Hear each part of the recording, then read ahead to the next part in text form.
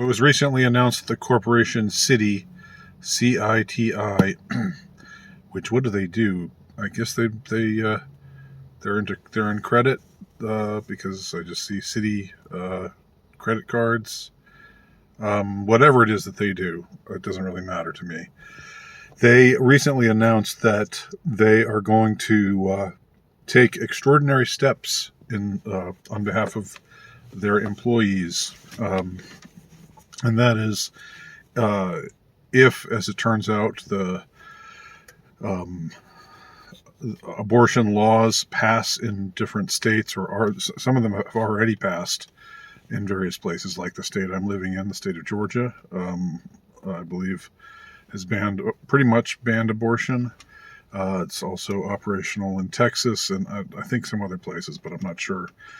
And I'm not sure all the ins and outs. Anyway, what Citi announced that they would do is if they had a branch in a certain area and one of their employees got knocked up and didn't want to keep it, that they would be paying to fly them out to a state that does still allow abortions, and so give them an all expense paid flight out there to go and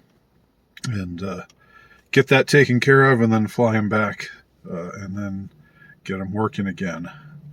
And as awful as this sounded to me, and it is awful, don't get me wrong, it shows a certain absence of priorities. But I don't want to get mired down in all the questions that I don't want to get mired in the abortion debate itself. The last thing I would want to do. But I would say that from a cost effective analysis, this really does make sense in today's corporate culture. Why? Well, you're wage slaving at Citi, whatever your job is, whatever it is you're doing. You're working in your cubicle for, I don't know, 30, 35 a year. You get 2 weeks vacation, whatever kind of deal they're offering you. And you get accidentally knocked up. If you actually think to yourself, well, maybe this is, this wasn't supposed to happen, but it did happen. So maybe this is a sign that I should quit my job and find a way to, make ends meet, maybe move in with my parents or move in with somebody and be a mom. Or maybe I need to, take maternity leave, which I don't know if Citi is offering an extended maternity leave. My guess is probably not, although if I'm told otherwise, I will stand corrected.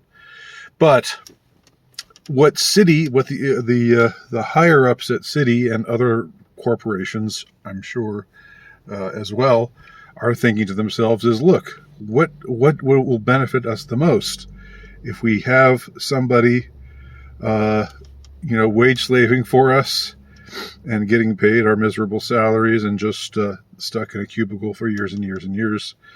But at least she has security, right? At least she has health and dental insurance and whatnot, all the other little scraps they throw at you for these types of jobs. What's best for us? We have say we have a good worker, and now she's pregnant. Well, we don't want her to be pregnant anymore. We want her to keep working for us. So yeah, we'll pay her for we'll eat the bill. We'll eat the money for paying for the plane flight to another state, paying for the abortion, paying to put her up somewhere for I don't know, a night or so. And even though we'll take a little bit of a hit from that, probably it'll all come out in the wash and then some when she comes back, and she's not a mother to be anymore. But but she's rather someone who is just working for us, and stuck in her cubicle, stuck on our in our cubicle plantation that we have built for the likes of her.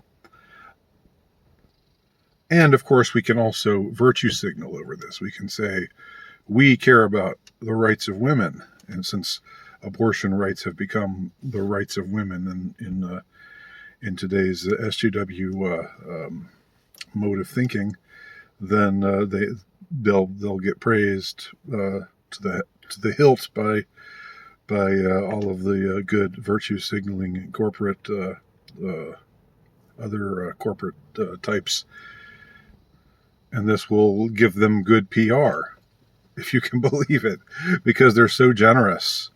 They're so generous. They're going to step in even when these troglodytes who want to deny a woman's right to choose, pass a bill in this state or that state. We're going to help them bypass all of that because we're good people who believe in killing unborn children. That's what good people do. So, as ghastly as it is, as off-putting as it is, it makes sense from a cost-benefit analysis. It upholds, it keeps the worker working. It keeps, and these are places where, let's not forget, the gap between the executive class and the little Dilberts, slaving away in their cubicles. The distance between the one and the other has grown more and more through the years, through the decades. The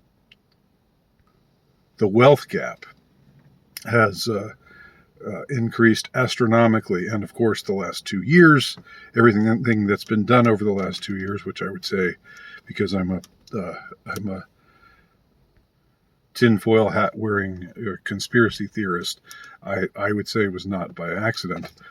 It was not just a perfect storm of coincidences. But because of that, you've surely heard the news that the rich have gotten much, much richer, and the middle class and the working poor are doing worse because they've had to quit their jobs, they've had to close down their businesses, and so forth. So it all fits in well with all of that. And plus, as an added benefit, as an added bonus, it helps to contribute to their the eugenicist aims of the corporate elite and of the string pullers in general, who want there to be who want there to be fewer children, who want there not to be families, who want people to just be atomized, and for sex to just be recreational, and to untether it as much as possible from what it was designed to be all along, i.e. procreation. So we'll probably see a lot more companies do the Citi thing, and they'll get praised for it, and they'll get lots of positive attention for it. But when you're hearing these kinds of things and you're shaking your head, just remember what I'm telling you here in this video, and why it makes sense that they're doing what they're doing. And that'll help, I think, put 2 and 2 together and see how it equals 5, which simple mathematics doesn't work when you're in clown world, which we are. Thanks for watching.